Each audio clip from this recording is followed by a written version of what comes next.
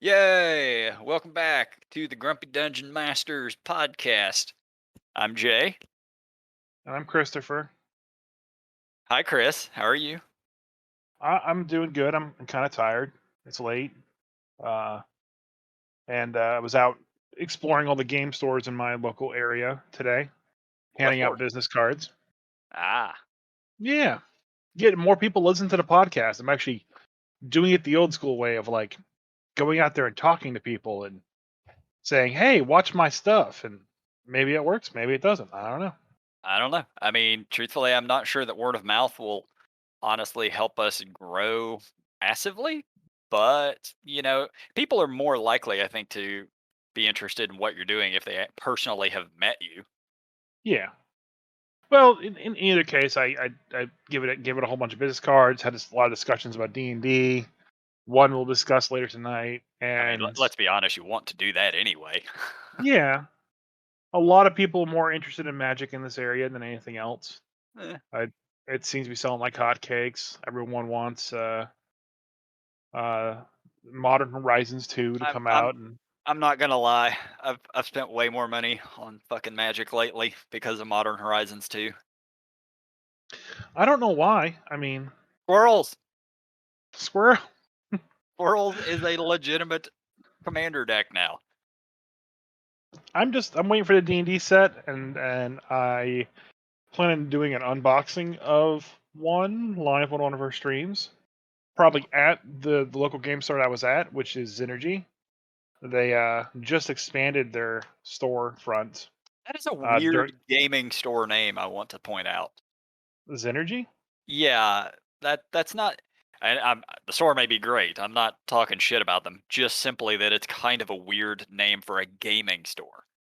Well, it's even weirder when you call it Z Energy. Yeah, that's even weirder. Yeah. Uh, it's just most gaming stores are something gaming or comic related. I don't know what a Zenergy is. It sounds like a fucking energy drink.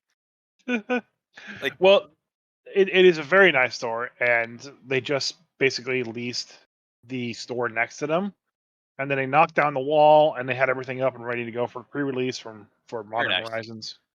No, that's awesome. And I was talking to the owner today. He wants to knock down the next wall.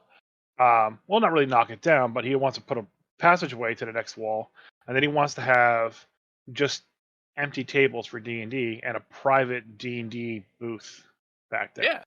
No, that would be Oh, cool. yeah. And I talked to him some plans about getting D&D back into his store. Not Adventure League because I think that's played out now. Um, they changed all the rules and everything with how things were get sent out. I really wasn't too sure, and Uh, it's a lot of work to run Adventures League. It's not a lot of work to just show up and run modules. So, Yeah. Yeah, I mean, oh, if you're running your own stuff without necessarily WotC support, and I say that in quotations, then you can just kind of run whatever you want. You don't yeah. have these hardcore restrictions. So, I don't have to have the Shardalian owlbear show up and murder half the party, right. right? At Jeez. level 1. One. Yeah. God, still to this day, that just annoys the crap out of me. I, Who doesn't wanna fight a owlbear at level 1? Who doesn't wanna fight a super magical owlbear at level 1? I mean, it was definitely very creative. It's just why. But yeah, that store is really nice and it smells good. And Yep. they had all the tables were full. Everyone was playing Magic. Pre-release weekend, you know how it goes. Oh, yeah. But since the next set is Magic, is D&D, I'll be live opening a couple boxes and maybe giving a box away Ooh, when we do our anniversary uh, stream on the 3rd. I don't know what I'm doing yet, but that's the plan at least. interesting idea. Yeah, I definitely have friends who would enter into some sort of a contest to have a chance at winning a box of Magic. I got to figure out exactly how I'm doing all this. Yeah. If you set up a Twitch stream and done giveaways on the stream, please let me know. Would appreciate the help. But once I figure all the details out, um, That being said, the 1 year anniversary is in a couple weekends. It's the July 4th weekend of this podcast. Yep. This is where you cheer. Yay! Man, see, this is where we need a push button for the crowd going wild. We're I tried setting up a soundboard for the D&D game I played this weekend Mhm. with my gravity fish. Oh, I geez, was I we was have to gonna we have to talk about the gravity wizard again. I was gonna hook up a bunch of Sigma lines from Overwatch where he's a gravity tank and just scream out gravity voice lines while I simulacrum did all the normal talking. That's great. Overall it worked out pretty well. Um, it's- the simulacrum's just there. I'm using mislead to just have like a Well, hold on, illusionary hold like. on. Let's look this up. So you actually got to play as opposed Mhm. to DMing. Yes, one of the players is filling in while I get to work on the next long running campaign, which is still just called the Owl campaign. And you guys were Uh, playing the last adventure in Candlekeep. yes, Zenthoris, I believe. All right. So you guys were level 16? 16. 16. Okay. So you Yeah. got pretty high level spells as a gravity wizard. And I got for any one eighth level spell, one seventh, one sixth, and I hate having to manage all the stupid spells it's that I so know. easy. It's so easy. It's not easy because I have a list of spells for the simulacrum and there's no spell sheet for that shit. And then I have the list of spells that I prepared for the day, which are completely different than the spells that the simulacrum has. Why don't you just write down the simulacrum spells? Because that requires a pen and paper, and Right. I You am know, the way you play D&D. right. And I don't have that. I don't own a pen or a piece of paper in my house. Hey then, how's your child learning to write? I have a child? Okay, so your 16th level Gravity Wizard. For anyone who's not familiar, the Gravity Wizard is from Wildemount. Yeah, it's the Wild Mount sub thing for the wizard. Right. Yeah. It's We've I talked can't I about it couldn't recently, I know, so I don't yeah, want to delve too much I into it. couldn't pick the spells you wanted me to because they were like divination and not wizard stuff. So Divination um is wizard magic. What are you talking about? I couldn't in the list it wasn't available, so I didn't pick it. Oh, well, that's probably because Wildemount might not be available on whatever software you're using. No, it is. I picked all the gravity stuff. Oh, But the okay. ones that you wanted were I think tagged as like cleric only. What? I don't know. No. Like, I couldn't use them for whatever reason. that's weird. I don't know why. No, I mean, a wizard's not going to be casting cleric spells unless they're casting Wish. Hmm. I can look it up here real quick. What that stupid spell is.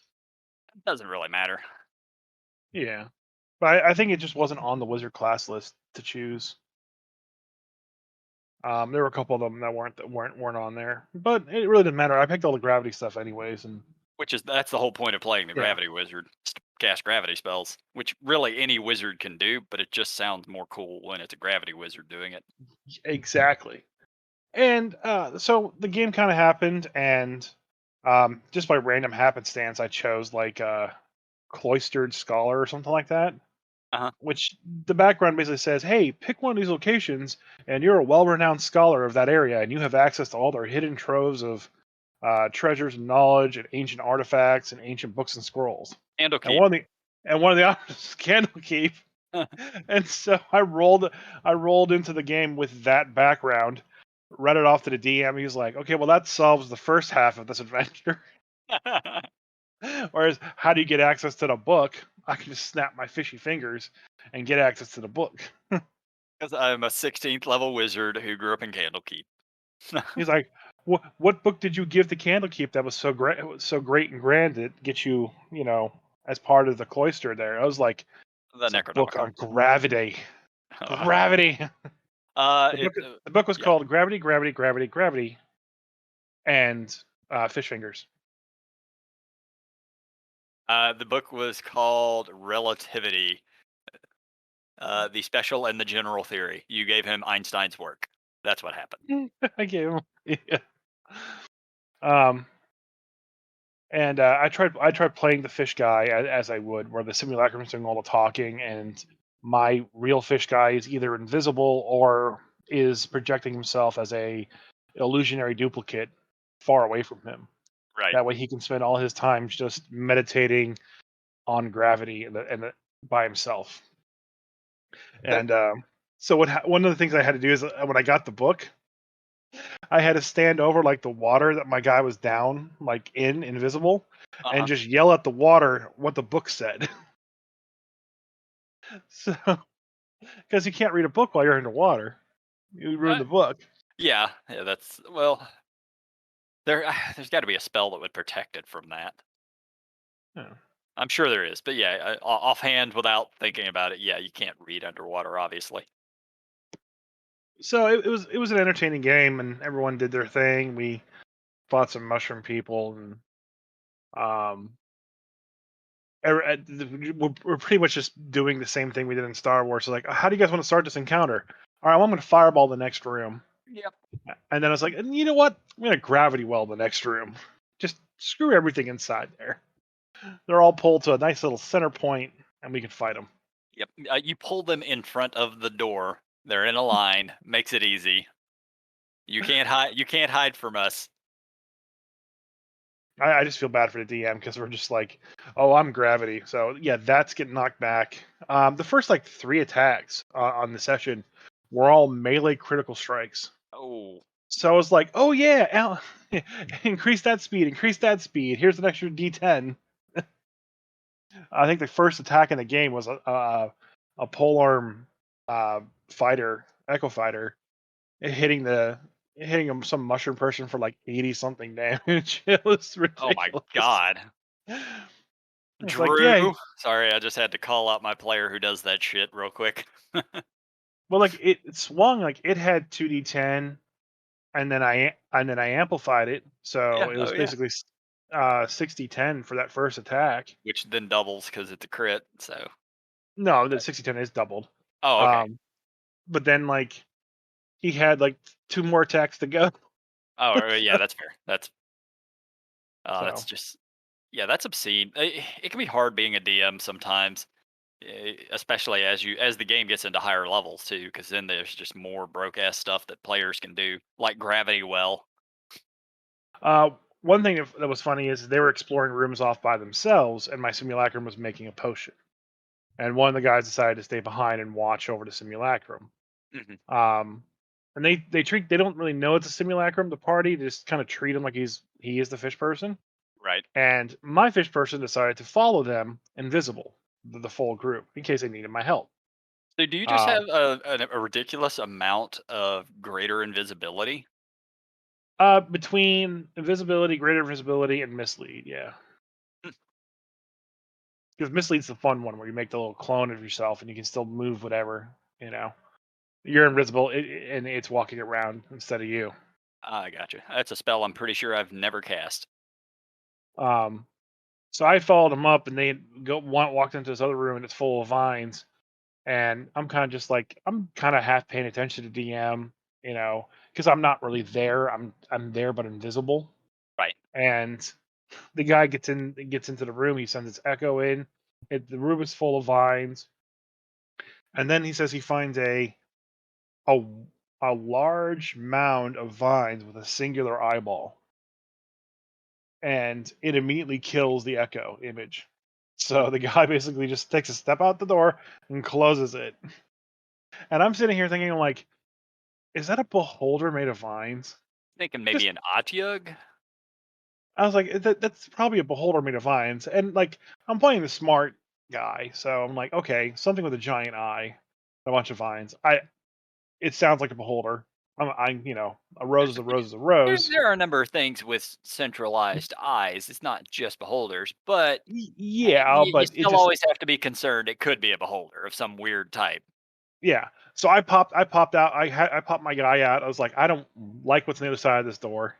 The first time I showed the other character off on stream, I run up to the door and scream, "Behold gravity!" And touch the door and make it an immovable object. So you just lock And the door forever. or I until you're locked the done with door forever. I'm like, we're not fighting whatever's on the other side of this thing. it. And I poof and go invisible again.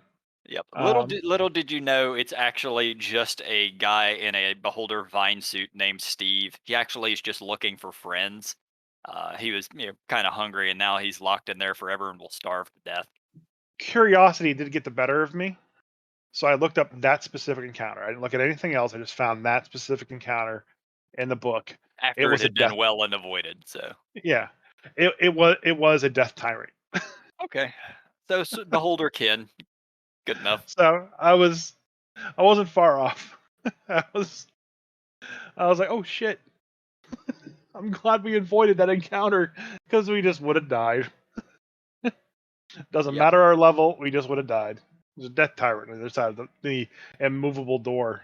And Even not to if give the DM ideas, but he can eventually beat through it, I guess. I mean, if it's a beholder, he could just disintegrate it. So I truthfully I don't know everything a death tyrant has. I just know they're beholder kin. Oh, it's got everything plus. Yeah. So at that point, if it really wants to get out, it will. Yeah, I'm Yep. sure I didn't really look at getting the specifics of the encounter. I don't know if they changed anything for it because they do that a lot. But it's got disintegrate ray, it's got death ray, petrification ray, it's got all the good ones. Last time I ran a beholder, I've probably talked about it on the podcast, but it would have been a long time ago. It's the last Hobtown campaign, and they found a cave. My players did where there was a bunch of skeletons sitting. There was a bar, like a fucking pub, had been carved out of the mountain the cave was inside of. God, I can't talk. And there was a bunch of skeletons sitting in there, like a couple of them behind the bar, some of them at the bar, and they were all sort of animatronics. So my players walk in and there's skeletons just, it's like going into Chuck E. Cheese's and you see the mouse and the bear and all this shit that's just moving, and that's what they walked into. Turns out it was a beholder who had turned this thing into his little animatronic fun park. Nice. I Yeah. like that. Yeah, it was fun. It was super creepy. They did not expect that. Then they finally got to talking to the beholder, and really, he just wanted to show them around. He wanted to show them all the work that he's done. He had been carving art into the walls with this disintegrate beam, things like that. They were getting along swell with the beholder, and then they found the slave pins.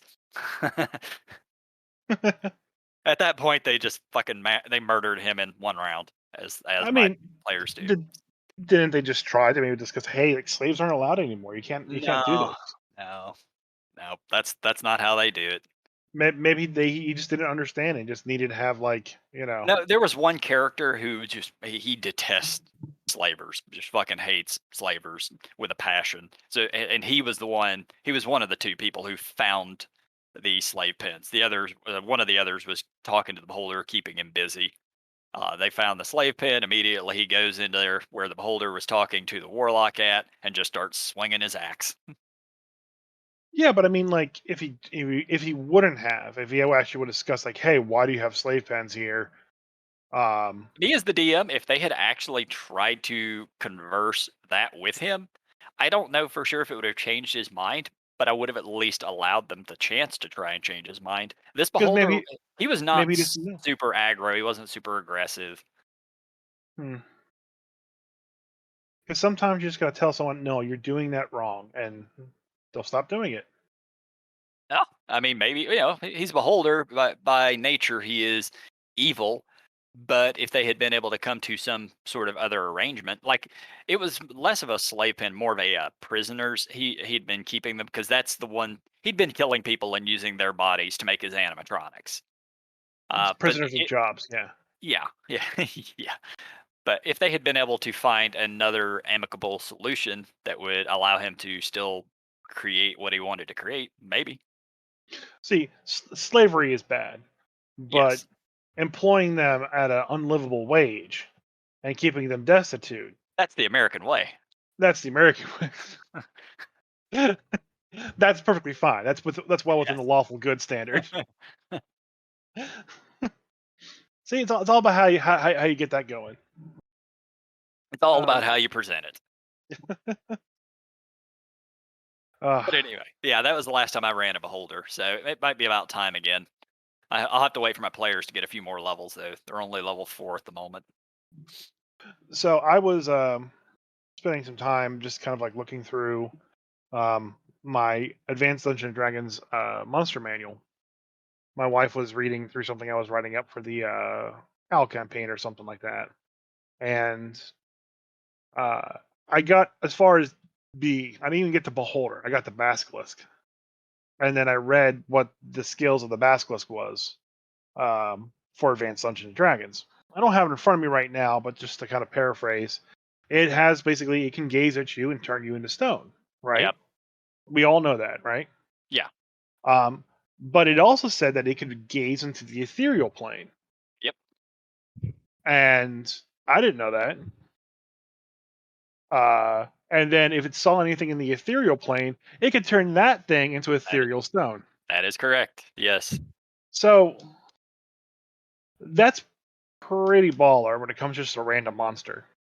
Yep. Uh, I didn't know I didn't have a chance to get any further, I mean, but how often do you utilize things on the ethereal plane? Not very common. yeah, but that's not even listed in 5e. What is it? The ethereal plane?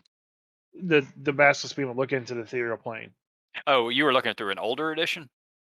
The advanced Dungeons and Dragons. Oh, okay. I did not. I just heard. I heard Advanced Dungeons and Dragons. I just thought you were talking about the 5e book. So wait, No. in 5e they no longer have that ability? I'm looking it up just to verify right now. Huh. Um, Petrified Gaze, creature 30 feet that it looks at, con save, and um, yeah, it doesn't say anything in its basic description that it can gaze into the ethereal plane. I'll be damned.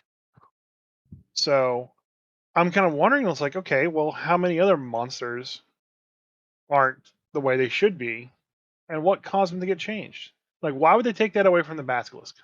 Yeah, it's a cool little thing that doesn't really alter any encounters with a basilisk.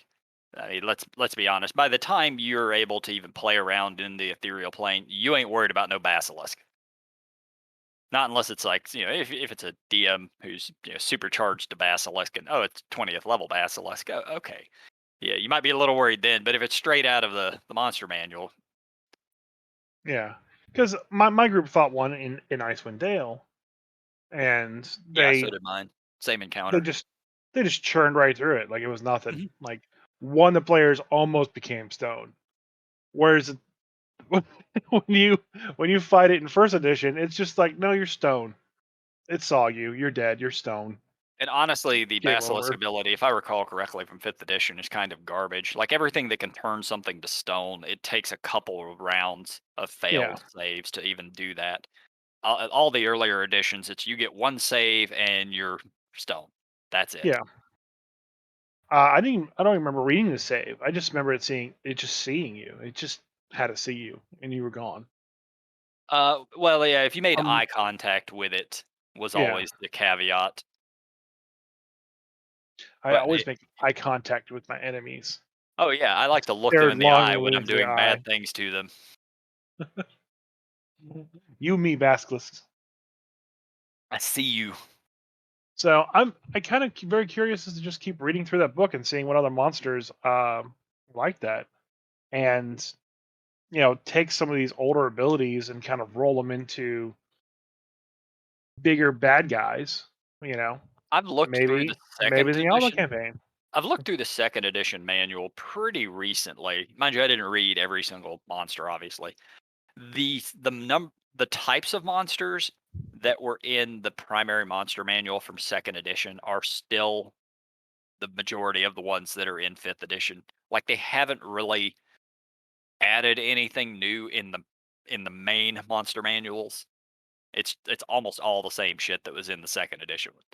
Now, what changes they've made individually to each monster, I have no clue. Yeah, Th- and that's kind of what I'm interested in. I'm interested in seeing if there is a lot of cool changes that they've kind of like pushed off in the last 50 years. Oh my god, yeah, 50 years that we oh my kind of need God! Shut your mouth. to It's more than start bringing back. Make me feel so old.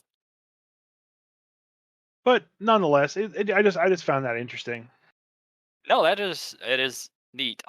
Truthfully, most of the stuff I think from since second edition, actually, I know for a fact, things since first edition and second edition, everything since then has just been nerfed to shit. Like the danger level of the game was way fucking higher. Yeah.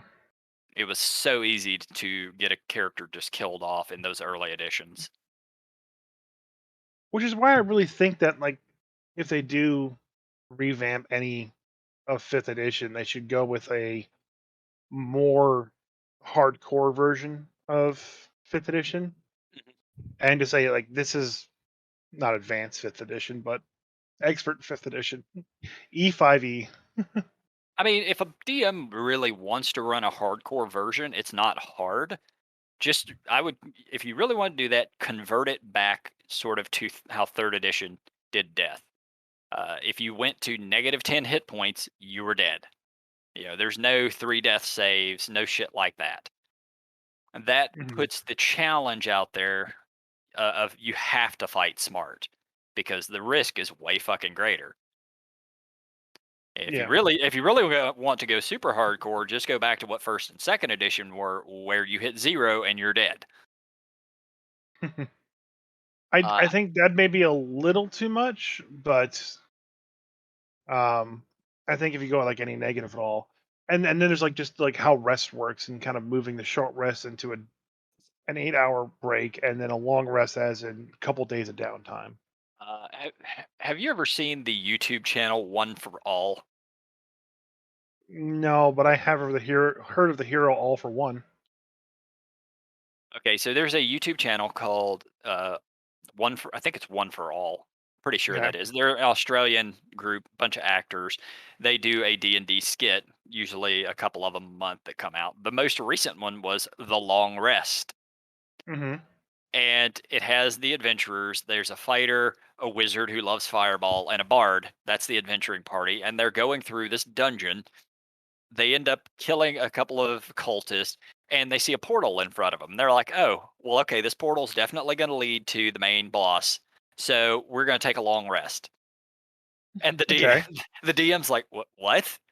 You're taking a long rest? Yeah, we're going to take a long rest right outside the portal. Okay. You know, never mind the portal might close on them. Never mind that nothing is secured. So while they're resting, some bad guys come out. They kill all those guys and the wizard used a fireball spell. So Yeah. immediately they're like, okay, we're going to take a long rest. The DM's like, what the fuck? You can only take one long rest per day. They're like, okay, we'll just hang out for the next 16 hours and then we'll take a long rest. They end up doing the same thing like 5 or 6 times in a row. Every time bad guys come out, you know, wizard uses a spell or some shit, or the fighter takes a single hit. So they just keep long resting.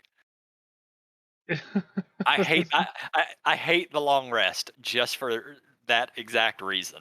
It's Well, not we it's we not well talked thought about that out. in length a couple podcasts ago with doing shit like that. Uh-huh. Yeah, I know. I just love the fact that now there's a yeah, this group decided to do that. I mean, just uh Yeah. oh, speaking of long rests, one thing I was doing is any kind of rest is enough to level up in Frostmaiden because it's milestone. Uh-huh. I was like, if they took a short rest and they had done enough to pass a milestone, I gave them the level up. And I know that wasn't right, but I still felt like it moved the game a little faster, Yeah, I especially mean, since we're at the very end. yeah, I don't see any problem with that. I don't care when my players level up. If they've completed them if I'm doing milestones, if they've completed the milestone, I don't give a shit. Just level up. You Yeah. know, I don't care if you rest. Just fucking do it. Hmm. Uh, the earlier editions were way more strict on that, like when you could level up, Yeah. and those games were also built with a lot of downtime expected. You know, you have to have time to run your kingdom and everything else. That sounds boring. I want to fight kobolds. Fighting is good too. There's no right or wrong way necessarily to run a D&D game.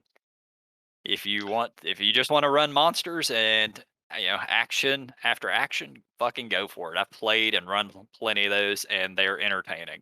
At the same time, I'm currently running something that's a lot less of that, more intrigue, more manipulating, and it's actually working out pretty well. Good. Yep. Um, Some point they're going to have to get back into the actual hardcore adventuring pretty soon, but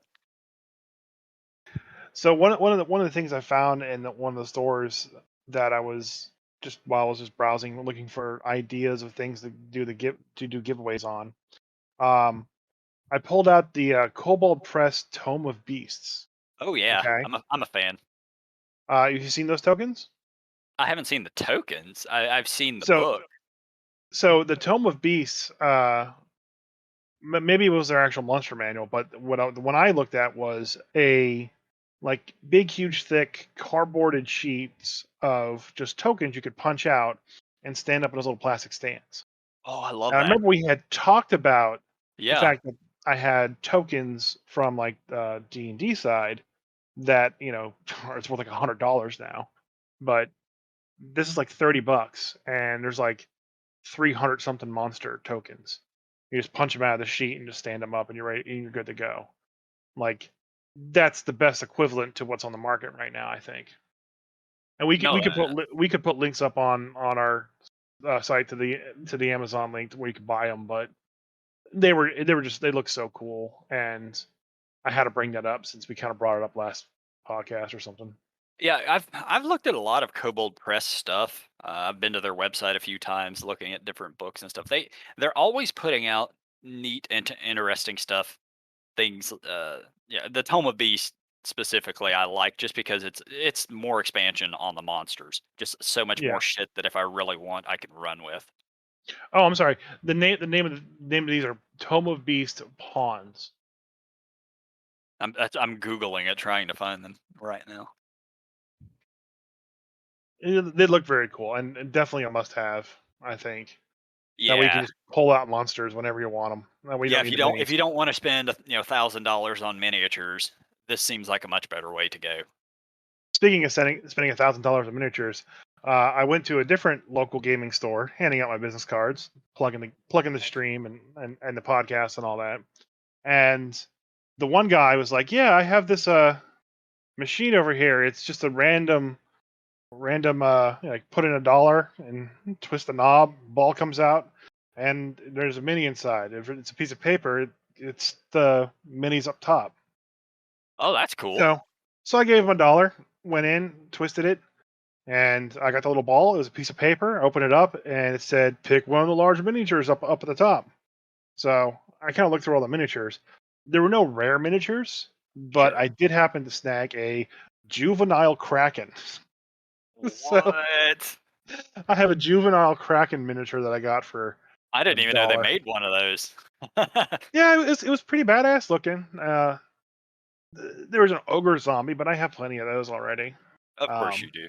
But you wouldn't need a whole lot of juvenile krakens. I mean, one should yeah, probably be enough. and it's also large squid. Anything else, Right. Yep. it was it was pretty hot. I liked it a lot. But it was interesting to see that he had like a just a random gumball machine, and you get miniatures out of them. No, I love that idea. I mean, just hell, miniatures or a gumball machine where you can get magic cards, a gumball machine where you get miniatures. Okay, so the gumball machine where you can get magic stars was actually the third gaming store that I went to. Oh wait, they actually Remember, had that? remember those old like you put in like the quarters in the machine, you push it in, you pull it out, and you get a sticker. Yeah. Oh yeah. Well, his machine was loaded with push it and pull it out and get a random magic card for 50 Holy cents. shit, that's fucking great. So I thought about just sitting there and like just pulling out random magic cards and just seeing what I got, but I decided not to do that. Yeah. Yeah. I mean, you could get things that are absolutely worthless. Eh, who knows how he was? How who knows how it was stocked? I mean, Yeah, and it could have been stocked that's with commons. You know. that's the thought, yeah. But so that was interesting. I was told that after the pandemic, two new gaming stores opened up in our area. Good lord, man. Not counting Lucky. the third store that I went to, which was just video games. Like he had pop figures and like old Nintendo games, Super Nintendo games, Sega games, blah blah blah blah blah. Yeah. And that's all that store was. So he didn't really count that one, but we actually had two card shop slash D&D shops open up in the area. Which when I first tried to move down here to Charleston, there was just one place, and now there's like 10. So this area is I can't even exploding. get one. Like, seriously, the nearest gaming store to me is in Birmingham, fucking 45 minutes away. That's the nearest. Well, maybe if you didn't live out in the middle of I used to have one 15 minutes Kentucky. down the road, but then they went out of business because it's a small town, so Yeah. Well, move out of Kentucky, I don't live in Kentucky. Mississippi, I would never I've lived in Mississippi, never Georgia. again. Georgia's alright. That's not too bad. I don't know where you live. Uh, yeah, there's only 49 states. The one I lived in, you forgot it Hawaii, exists. Yeah. Yeah, yeah, that would Alaska. Start with an A, right? Alaska. yeah, it starts with an A. Alright. So, you wanted to talk about Booming Blade. Why? So at the fourth gaming store that I went to today, Oh, wow, did I just fucking set you up for that? yes, you did. What? I was talking to the guy behind the counter. He was very heavily in D&D. He was talking to me about a swashbuckler paladin rogue that he had built. I already hate it, but go ahead. Okay, and he loves rogues. He says rogues are the best class ever. I was like, I disagree with you. Rogues are the worst class ever. You could have immediately have said, "Listen to this podcast," and I did. I given him the did. specific link to that one.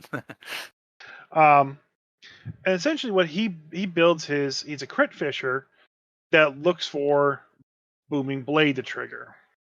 Sure. And I didn't understand why booming blade was the core linchpin to this build. I've read it. I have it in front of me. I still don't know why that would be a thing. So just go ahead and read it for the studio audience. Okay, I'll read the exact wording. It's casting time of one action, duration one round. You brandish the weapon used in the spell's casting and make a melee attack with it against one creature within 5 feet of you.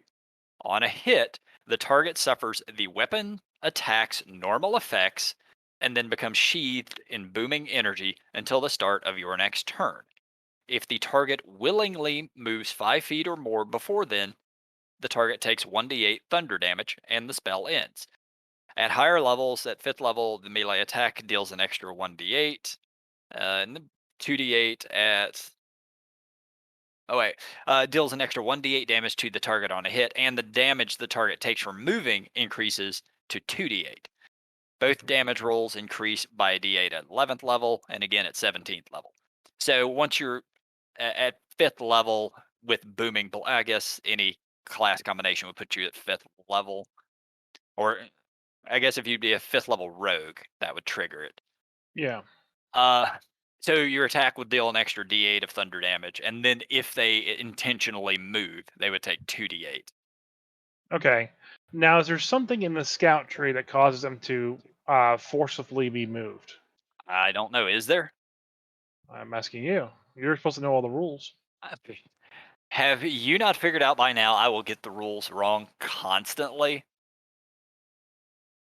I don't have my books in front of me as usual. So, Because I have the combo set up here, and the combo is that you have elven accuracy. You use booming blade plus your weapon, um, and then using mobile and scout, you'll always be able to back up and force booming blade to activate. Now that's not how I understand booming blade. no, Booming Blade very specifically says if they willingly move. Right. And that's what he asked me when I was at the gaming store. It's like, do you think booming blade should be a willing move? I'm like, well, yeah, they have to willingly move, or they're stuck in place. Their speed's like 0. He's Yeah, yeah, but I should be able to knock them back a square, and it should be able to trigger. And I'm but you like, can't. That's not how the spell works. It says so. yeah. So I don't know anything that Rogue has that pushes a player back 5 feet. You need either be swashbuckler or scout. Yeah. I know you moving away from the target doesn't cause it to trigger. Yeah, it's not a if you get 5 feet away, it triggers. It's they have to Right. move. So I That just I just didn't understand exactly how they're trying to get this thing to work. okay, And so that's why we're talking about is yeah, you were tossed this thing and didn't understand it. And honestly, I'm reading what Scout does. I see nothing that yeah. makes that happen. And there's nothing in Swashbuckler either, which is what he said he was as well. Yeah. Or was, not Scout, but Yeah, like if somebody casts a fear spell on it, as a DM, I would say that would trigger. If you command it to flee, that would work. right. But yeah, if it just stays there 5 feet away, I mean, he might just be talking about if he backs up, it's gonna try to move to him, which is Maybe. that is a legitimate argument. If you cast stuff on people, you hit Yeah, them, but you back away, they might come after you. right. Which is fine because that's if they come after you, which Mhm. is the whole purpose of Moving Blade. But I'm there's also something about too where like people keep asking whether or not the triggered effect crits if the attack crit, and which is a no because it's a damage effect that happens far after the crit actually happens. Yep. Whereas if you hit somebody with green flame blade, okay, that attack crits, the side attack, the bounce off attack also crits Yeah. because you're rolling it on the same turn from the The same attack. booming blade would do some crit damage if you're the 5th level because you deal a D8 of Yeah, thunder damage. That D8 of thunder damage would critical, but the movement damage would not. right. And so that's why green flame bait is just better because then you're hitting it and then the bounce effect also doubles Yeah. because it's part of the same attack. So I don't understand, and this isn't the first time someone's come up to me and saying booming blade is the best thing ever. And I'm just sitting here like, no, it's not. No. It's nearly worthless unless you're like an archer, and you can't. I know they And this is a nerfed melee attack. they did nerf green flame blade with Tasha's. They nerfed it in that you could only cast it on yourself Right. now. Did they nerf booming blade perhaps? It was in the same manner, I believe. Yeah, it became you brandish a weapon instead, and you cast a spell on and that next melee attack made by that opponent or person. What it used to happen was is basically sorcerers would twin green flame blade onto themselves and somebody else, Okay. doubling the effect of green flame blade Right. Yeah. and booming blade and all the other ones. And now it's basically just you. It's just Yeah. you. Yep. Yeah, like Booming Blade and Green Flame Blade, they're still good if you are the wizard fighter combination, arcane, Yeah, not arcane trickster, but the other one, the fighter version of it. But yeah. for most classes, Booming Blade's just it's not worth it. Now going back to the second store that I visited today, um, there was just a guy talking about how he was um, playing a halfling and he was having a lot of fun with it. I was like, "Hey, do you have the lucky feat?" He's like, "Yeah, of course I do." I was like, "Okay, well, make sure next time you use lucky to close your eyes when you make the attack." I And already he's like, know where this "Why?" is going. It And I doesn't explained fuck the that. entire thing, and he goes, "That's amazing. What does Jerry Crawford say?" I was like, "He agrees with it." And it's like we're all like, "Yay!" So I'm spreading that poison to everybody's mind. May you burn in hell. Well, my players already understand that shit does not work in my game. I've already told them because immediately after we talked about it on the podcast, I had several of them be like, "I want to make a fucking halfling with Lucky." Meh. No, it doesn't work. So if anyone can understand what's going on with Booming Blade and why it's just the best thing ever for people, let me know. I would love to know. Yeah, because I don't get it either. Maybe there's just something we're missing, Yeah. which wouldn't be the first time. There's I so don't many crazy combinations. I don't want to spend any more energy learning rogue stuff. I'm going to play nothing but rogues going forward. All rogues all the time. That way I can understand the power of Booming Blade. Boom! Sonic boom. So you actually got to play for once, which isn't your that's not your normal mode. Right. Um, do you believe in the idea? I'm trying to find it. The forever DM. Do you know any forever DMs? Because you're probably the closest I can think of to that, where you do nothing but ever dungeon master. So I actually saw this question posed in a different way on Reddit recently. It was Oddly enough, I'm more, on a Reddit thread about this. and the question was more based off of who do you know anyone that prefers to only DM and never play? And I think I fall into that category. Um, I I really enjoy playing role playing games. I love Final Fantasies, the Fallout series, um, Skyrim. You know, these games where you are a player, you're in control, you're kind of just doing whatever you want to do. You have access to pretty much do anything you want to do, and you're basically allowed to just kind of just go crazy with whatever you want to do. Put a bucket on somebody's head, steal all their stuff, and then Right. stab a dude. You just do what you want to do. And I really like that freedom of control that I get when I get to play my games. Do I want to play Skyrim this time and be a sword and board shouting whirlwind machine? Awesome, great. I'm going to start doing that and eventually become a an archer with sniping. Or Right. do I want to play Skyrim now as a warcaster with a sword and a fireball and eventually just end up being a sniping archer? You Yeah, that's vampire just and how join the Assassin's Guild. Y- that's how Skyrim works. Yes. Um,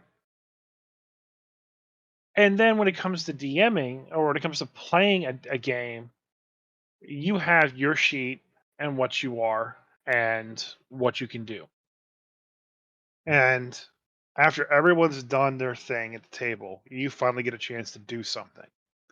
And every time, like I'm a player, not recently, but more in the past, like every time I've tried to do something, I if it's not just straight, okay, just walk up, hit the thing 3 times, and okay, I'm done, then it just the DM tells me no.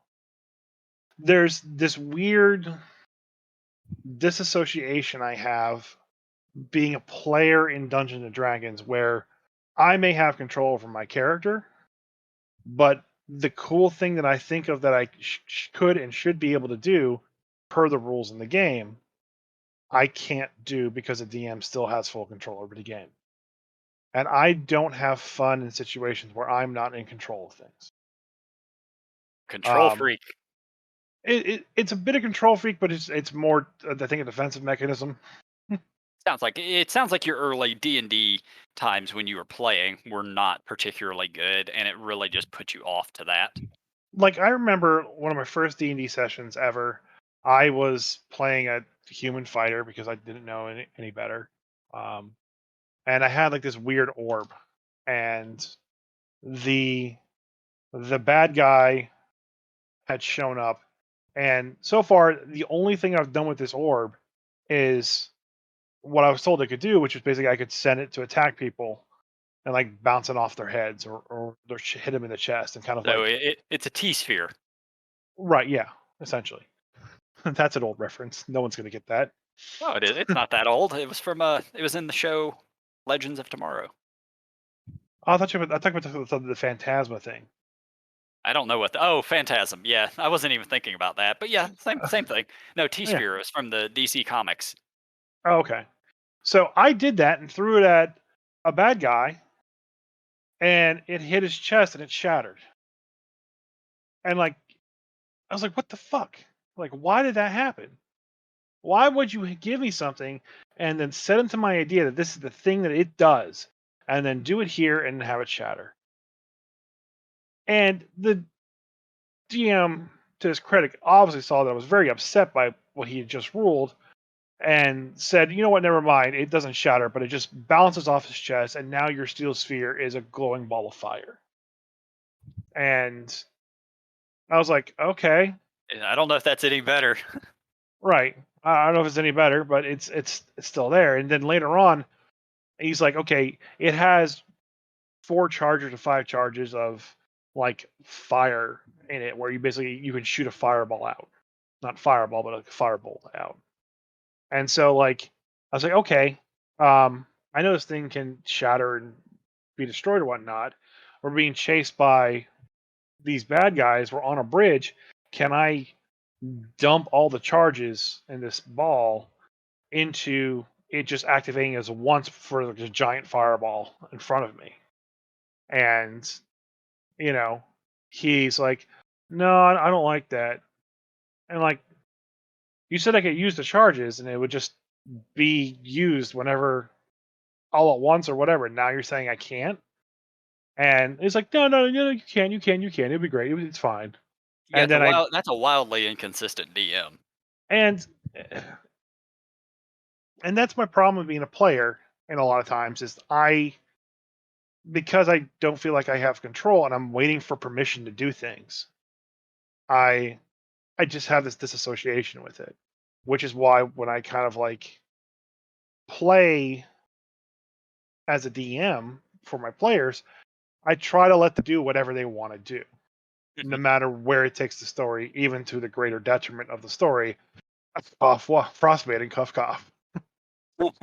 Um, because I feel like that's the purpose of what the DM is. You're there to make sure they have fun playing the game, Yes. and shutting them down with all their stupid ideas, while it's kind of your job, if they want to do that, just let them. Kind of in a way. As a DM, you are a guide. You're not you're not a director. You're a guide. You Right. have to let the players do what they want to do. There's a few key things as a DM. One is allowing the players to do the things they want to do, even if it's really fucking stupid. Uh, Two, herd cats. You do have to keep the game somewhat on track. Then you're an arbiter as well. Like you have to make the decisions as to how a rule stands. You know, and you're the DM you were just talking about. He was wildly inconsistent on things. You know, giving you these things and then taking them away, then saying that no, he's not taking them away, then giving you a different ability with them, then saying no, I don't want to do that. Okay, fine, you can do that. That's not consistent. Right. That you can't go doing that. You sort of have to run the straight and narrow as the DM on rules. Yeah. But even at the LARP, where I'm playing a character and I can do literally anything I want to do. Okay. I still feel very bound by I really can't do anything until plot wants to do something with me. Sure, yeah, yeah, And because I'm not in this X plot team's current good graces or the things I want to do just no one cares about or whatever. yeah. You're It moving from a game with one single DM. You're now moving into a game with 15 DMs. right. And a 20-year long story. So like Hmm. there was one year where like I beat down the door to a barbarian clan in the north. And every single time I went up there, I was rejected or turned away or this, that, X other thing. To the point where I'm just like, well, what the fuck? You established me the year before with being best fucking friends with the chieftain. You established me the year before that as having an almost brother kin relationship to these people because they're of my father's Padawan's group, you know, and now with this new plot team, they have no idea what's going on or why I'm trying to get up here, even though I'm writing everything out exactly what I'm trying to do. But because they don't want to do anything with these people up here, I don't. I get shit done for a whole year. Yeah, Entire year is wasted. that's when Yeah, DMs, and as I'm referring to them, when they change out all the time, that is just something that yeah. happens. Uh, So like even in the LARP, I feel like there's just weird disassociation that as a player, you don't get to play until we say so. And it's the same problem I have with sitting at a tables. I don't get to really play until I do something that the DM allows. See, I'm just glad that you do play and that you have played. Because, like, I'm just reading some of the things on Reddit about the forever DMs, and sometimes it turns into a situation of one person is the only person who's ever willing to dungeon master, and that person gets stuck being a DM, and that's not a good situation because sometimes they do want to play. Then occasionally you also get the guy who only ever wants to dungeon master, and Right. that also is not a good situation because you're stuck as a dungeon master forever, which means you sort of disassociate with what the players are seeing and feeling. Yeah, I Every definitely every so often, as a dungeon master, you need to play just so you can remember what it's like to be the player. yeah. I definitely agree with that wholeheartedly. It's like because I think I'm a very terrible player and I think I'm a far better DM. So I would rather DM than play Sure. because either I'm not going to be able to play the character I like, other people at the table aren't going to like the way I'm playing the character, or I'm not going to be able to do the things that I want to do. Yeah. I personally, Um, I'm a 50-50 DM. I want to DM about half the time and play about half the time. yeah, And fortunately, the group I'm with, that actually works out perfectly. yeah. So I feel like I'm maybe on the outskirts of that question, um, but at the You same time, Yeah. it's like I really like DMing. I like being creative. I like being in control. Um, control in quotes. I have stories I like to tell. I Yeah, don't particularly enjoy the aspect of having to DM. It's a lot of work. I don't enjoy that. But at the same time, I have stories I want to tell, and I like building things with my players. I like creating a world. I don't know why I enjoy it. It's just something I always have done. yeah.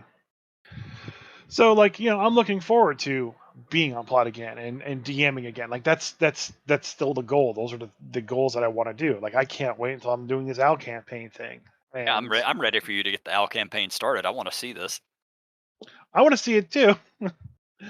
If anyone wants to send me pictures of owls or wants to have any commission work, I need owl drawers. I need people to draw owls for me. I'm You trying to need get my some. daughter to draw me an owl. She's not doing it.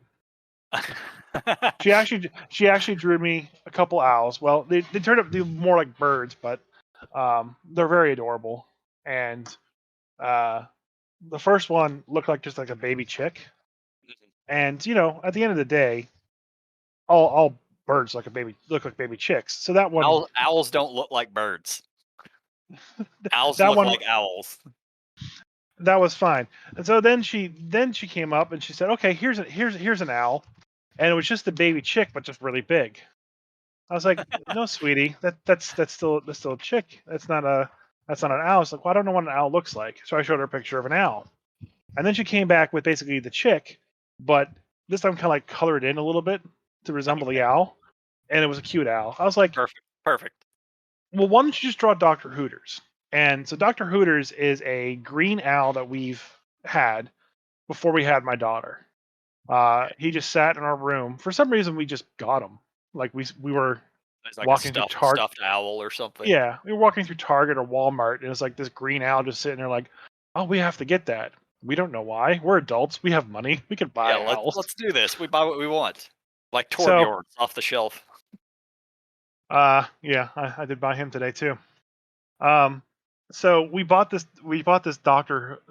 owl. We named him Doctor Hooters, for some reason, No, it's a good and name. then I like it. my wife was like, "Well," and she wasn't even my wife at this time. She's like, "Well, why is he a doctor?" I was like, "Well, he's a pediatrician." And he was a pediatrician for like a year. Um, and then we were like moving him around or something like that, and we always just like go hoo with him at each other. And As uh, adults I, do. he's like, "I got to get back to work." I was like, "Oh, he's not a pediatrician anymore." He's like, "Oh, what happened?" I was like, "Yeah, he has a drinking problem, and he came to work drunk a couple times. So right now he's just a homeless owl, but he's still a doctor. He Yeah, still has his doctorate." yeah. He didn't get dizzy. He didn't get barred or anything like that. And then like a couple years later, he's made a full recovery and he's working back now uh, at a pediatrician's office. Went to It's AAA just or we just or double. we What just is have it? this weird story for this AA. owl, and now my daughter has it, and he's in her bed watching over as the ex pediatrician. Uh, Dr. Hooters, who is a member of AA and formerly had a drinking problem.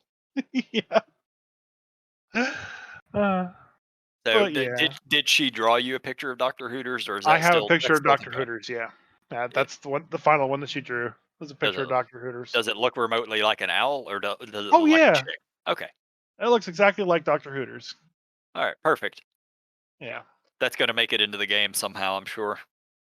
Dr. Hooters will not make it into the game. What I'm hoping that she does, I'm hoping that she paints me a picture of an owl, and I'll have her sign it as like Madeline, age 5, Yeah, and that'll be the collector's edition cover art right. See, that's what I'm to talking about. It's got to the make owl it in there. campaign. So I still got to get that out of her. I got She a can do while it. though. Yeah, just give her the finger paints. It'll be fine. She she had to, she did finger painting today, and she painted a bunch of stuff, and she was showing me this. I was like, "Oh, what's this? It looks to be like a tree, and with a guy under a tree." She's like, "No, that's a horse without legs that this guy's carrying through space." I'm like, "Do you want to be a DM?" Yeah, I was gonna say, can we just let them write our campaigns for us? Just everybody adopt children for a week. They can just write all our campaign stuff for us. Uh, Oh, all that's right. fantastic. All right. Hope everybody enjoyed it. I think we're out of here. Few more weeks, and we have our year anniversary. We'll figure Yep. out what we're doing before then. Maybe we'll figure it out this week. Hint, We'll hint. announce it We should do that today, the day the podcast comes out. There'll be a post that it's upcoming on the 3rd. Um, and make sure you're following us on Facebook and Twitter and maybe Instagram. And July And 4th is on a Sunday, yes, so people could be at home and actually turn on Twitch. yeah. And I'm doing a anniversary stream. Uh, I'm not sure what the details are on it yet. I still have to finalize those, but there will be a very long stream on that Saturday. On the Saturday or the Sunday? Saturday, Okay. So your normal or your normal streaming days. yeah. And we'll just kind of let that go as far as it goes. All right, guys, we're out of here. Bye, Craig. Bye, Goodbye, Chris. Craig. Bye, Jay. Biggity bam. We're out. Make sure to cut that, please. Never. Fans have been I can't. the fans have been requesting it. The fans been requesting it. Hey guys, thanks for listening to the podcast. Check us out on Facebook at There's no at in Facebook. It's just facebook.com/Grumpy Dungeon Masters. and on Twitter That'd be at Grumpy_DMs, and on Instagram. at Grumpy Dungeon Masters. And also be sure to follow us on Twitch. Twitch.tv/Grumpy Dungeon Masters, where we play Rime of the Frostmaiden every Saturday at 8 p.m. Eastern Standard Time. Fuck yeah.